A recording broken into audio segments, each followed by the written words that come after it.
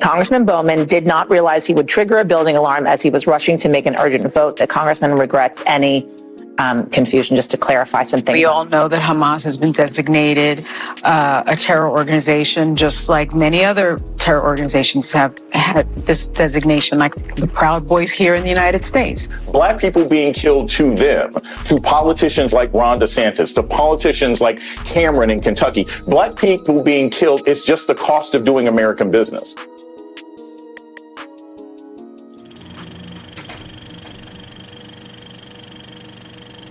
The left, full of somber support. I think really this should be a somber moment. It's a sad day for America. I think it's sad. It's sad. It's a sad day for America. It's a sad day. It's just really sad. Sadness, I think. It is a serious night and a somber moment for our country. That this is a really sad moment.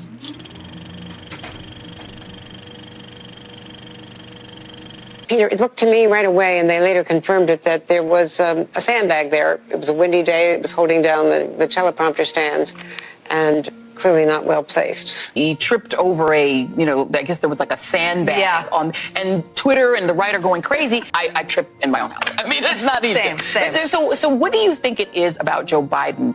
Is he so enraging to the right because he is so normal? I fell in the hallway because I was wearing high heels and walking too fast. He got up a lot faster than I did. I also. It's painful to watch people trip. On it's the worst. And in public. Are you kidding? It is the worst. And presidents do fall. They do. They trip and fall. He kept the American economy from falling. I mean, the president could do full handstands on the economy. It's just a fact. The numbers support that, whether he's a Democrat or Republican, whatever. Well, I mean, there are some people who are at their best in their 80s. My mom was using a chainsaw and doing her best work in her 80s. Nancy Pelosi without chainsaw.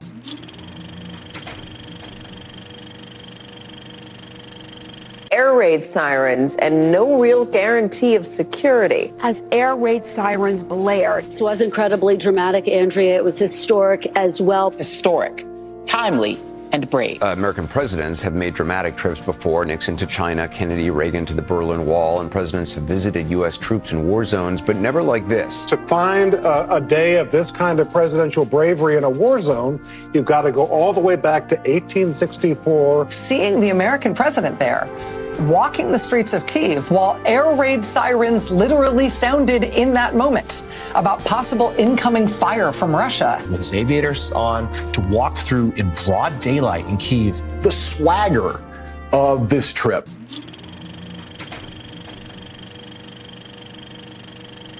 The government in Gaza says the Israeli Defense Forces struck a hospital in the center of Gaza City. An airstrike hit a Gaza City hospital, killing at least 500 people. Where a hospital was caved in, killing hundreds and stranding an untold number under the concrete. The deadliest Israeli airstrike ever. An Israeli missile struck the hospital. Absolutely horrific loss of life. This is not the first time violence has actually hit what's supposed to be, obviously, a place of healing. Deadly explosion at a hospital in Gaza.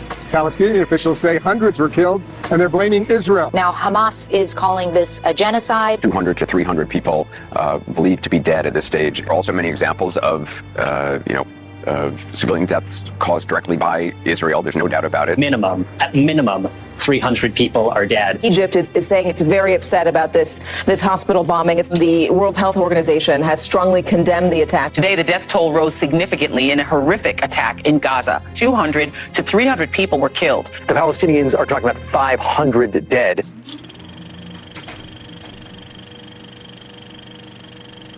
We keep hearing things from Republicans like sweetheart deal. This is not some sweetheart deal. Well, I don't think it was a sweetheart deal. There's no indication that he's getting a special or a sweetheart deal. So is this a sweetheart deal? No, it's not. So it does not appear that this is a sweetheart deal. They focus on this and say, oh my God, two-tier standard of justice. He got a sweetheart deal. And you're like, guys, I mean, you just sound like morons. If his last name was not Biden, I don't even think he would have been charged. His name was Hunter Smith. He probably would not have been charged. Based on what we have seen here, it seems like a more harsh disposition than most people will get. So I actually think, Biden's kind of getting the short end of the stick on this because it's such a high-profile case. But nothing has been found to be illegal with those poor decisions. They can't name one crime that was committed. He committed no crime. Bending over backwards to not show any favor, even any appearance of favor, to the president's son.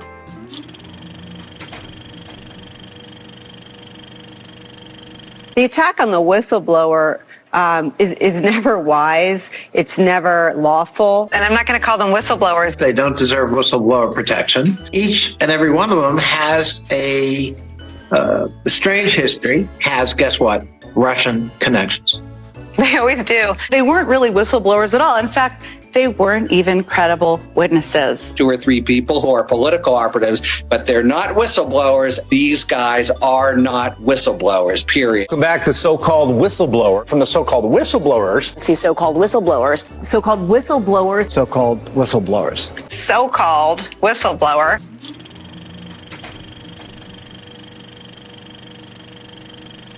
And when do they break with him? Because at some point, maybe there needs to be a formal deprogramming of the cult members. Deprogramming that might work in other cases is it's obviously proven to be difficult. That any exposure to children about LGBT people is automatically grooming. How do you fix it? How do you undo it? Well, at this point, it's deprogramming. That's what we're being fed. People of other races are out to get you. We accept that. We get fed that. And so when that doorbell rings or the basketball comes into your yard, your first response is to pull that gun. It's a programming that's occurring. The deprogramming question is much tougher to answer.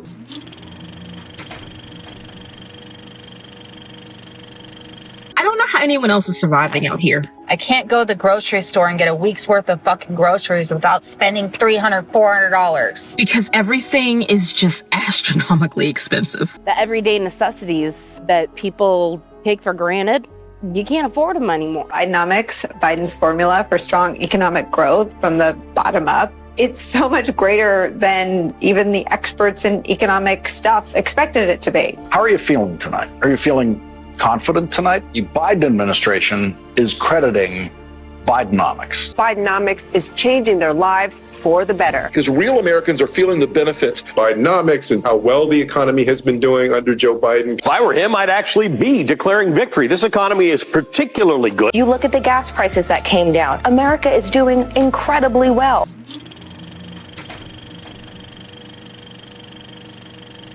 Joe Biden did nothing, not even approximating improper, much less wrong or illegal. Hunter Biden talked to his dad on the phone all the time. They talked basically every day. Sometimes Joe Biden would say hello to the people in the room if he popped in. These were more of just cordial hello types of conversations. Business was never discussed on those calls, and that was more casual sort of check-ins, casual conversations. The Hunter Biden story, the scandal, the this, the that, it's also the story of a father's love. We should put this in context. This is a time when Beau Biden, the president's other son, was ill and then dying and then passed away. Very fraught and sad time for the Biden family, and we know how important family is to the president. People in your families, they're ne'er-do-wells.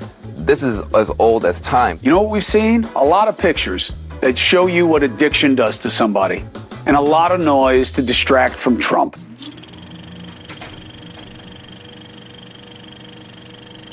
What would a second Donald Trump term look like? You can't imagine the things that he's going to do.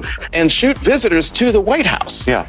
That means he can shoot the First Lady. We're going to see violence, the likes of which we didn't even see on January 6th. Make it illegal to run against him, to throw his opponents in jail, to shut down the media. He will make himself into the Fuhrer. Using martial law against the American people. Create mass internment camps. Throw everyone into Gitmo. Assassinate generals. Ordering troops to attack American citizens. Trump's very well-armed and extremist base will try to kill people.